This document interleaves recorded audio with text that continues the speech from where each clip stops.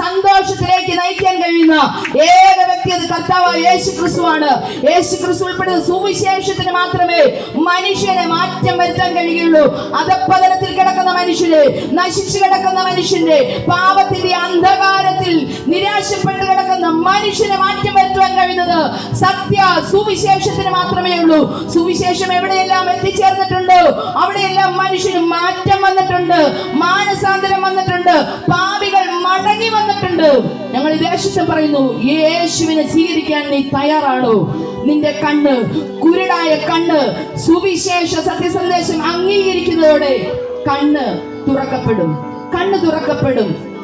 അവിടെ പറയുന്നു, അവൻ പറയുന്നു, എനിക്ക് കാഴ്ച കിട്ടണമെന്ന് അവൻ പറഞ്ഞു. യേശു അവനോട്, കാഴ്ച പ്രാപിക്ക, നിന്റെ വിശ്വാസം നിന്നെ രക്ഷിച്ചിരിക്കുന്നു പറയുന്നു. പ്രിയപ്പെട്ടവരെ, ക്ഷണത്തിൽ അവന് വിടുതൽ കിട്ടി. നീണ്ട വർഷങ്ങൾ ജനനം മുതൽ കുരുടനായ ഒരു മനുഷ്യൻ, അവൻ യേശു കടന്നുപോയപ്പോൾ നിലവിളിക്കാൻ തയ്യാറായപ്പോൾ പലരും യേശുവിനെ കണ്ട് അവഗണിച്ചവരാ, പലരും പുച്ഛിച്ചവരാ.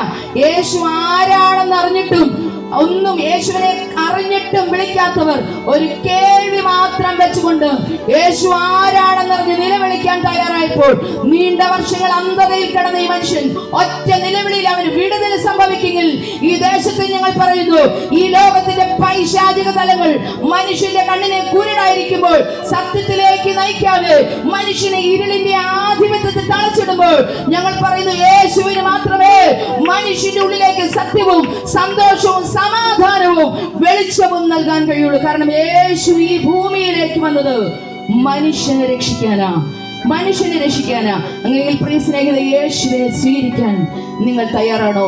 ക്ഷണത്തിൽ അവന് കാഴ്ച ലഭിച്ചു, അവന് കാഴ്ച പ്രാപിക്കണമെന്ന് പറഞ്ഞു. അവിടെ പറയുന്നത്, നിന്റെ വിശ്വാസം നിന്നെ രക്ഷിച്ചിരിക്കുന്നു. ക്ഷണത്തിൽ അവന് കാഴ്ച പ്രാപിച്ച അവൻ യേശു ആരാണെന്നുള്ളൊരു ബോധ്യം, കേൾവിയിൽ മാത്രം അതുവരെ കേട്ടിരുന്ന മനുഷ്യൻ യേശു ആരാണെന്നുള്ളൊരു ബോധ്യം ലഭിച്ചപ്പോൾ അവൻ നിലവിളിക്കാൻ തയ്യാറായപ്പോൾ യേശുവേ എന്നുള്ള ഒരൊറ്റ വിളിയിൽ അവന് കാഴ്ച ലഭിച്ചെങ്കിൽ പ്രിയപ്പെട്ടവരെ, അടുത്ത പറഞ്ഞ അവൻ ദൈവത്തെ മഹത്വീകരിക്കാൻ തയ്യാറായി. യേശു ആരാണെന്നൊരു ബോധ്യം നിന്റെ ജീവിതത്തിൽ ലഭിച്ചാൽ ഇന്നലെ ഒരു അന്ധതയിൽ കിടന്നിരുന്ന നിനക്ക് നിന്റെ ജീവിതത്തിലേക്ക് വെളിച്ചം തരാൻ കഴിയുന്നത് യേശുവിന് മാത്രമാണ്. അവിടെ പറയുന്നു, അവൻ ദൈവത്തെ മഹത്വീകരിക്കാൻ തയ്യാറായി. ക്ഷണത്തിൽ വിടുതൽ ലഭിച്ചവൻ യേശുവിനെ മഹത്വീകരിക്കാൻ തയ്യാറായി. ഇന്ന് രാത്രിയിൽ ഞങ്ങൾ പറയുക, യേശു ആരാണെന്നൊരു ബോധ്യം നിങ്ങളുടെ ജീവിതത്തിൽ ഉണ്ടെങ്കിൽ പ്രിയപ്പെട്ടവരെ, കരുണ തോന്നുന്ന, നിങ്ങളുടെ പ്രശ്നത്തിന് പരിഹാരം തരാൻ കഴിയുന്ന ഈ ലോകത്തിന്റെ ആധിപത്യങ്ങളോ ഈ ലോകത്തിന്റെ തന്ത്രങ്ങൾക്കോ മന്ത്രങ്ങൾക്കോ നേതാക്കന്മാർക്കോ ഒന്നും മനുഷ്യന് സ്നേഹമോ സന്തോഷമോ വിടുതലോ അത്ഭുതങ്ങളോ ഒന്നും നടക്കാൻ കഴിയാതിരിക്കുമ്പോൾ ഞങ്ങൾ പറയുന്നു, ആകാശത്തിന്റെ കീഴെ മനുഷ്യരുടെ ഇടയിൽ മനുഷ്യന്റെ രക്ഷയ്ക്ക് വേണ്ടി ഒരേ ഒരു നാമമേ ഉള്ളൂ, അത് കർത്താവായ യേശു ക്രിസ്തു മാത്രമാണ്. സകല മനുഷ്യരുടെയും ഒരു പ്രസ്ഥാനത്തിനോ പ്രത്യേക മതവിഭാഗത്തിനോ ഒരു സംഘത്തിനോ അല്ല യേശു ഈ ഭൂമിയിൽ വന്നത്. പറയുന്നു, സകല മാനവജാതിയുടെയും രക്ഷയ്ക്ക് വേണ്ടി, ഒരു പ്രത്യേക വിഭാഗത്തിന് വേണ്ടിയല്ല.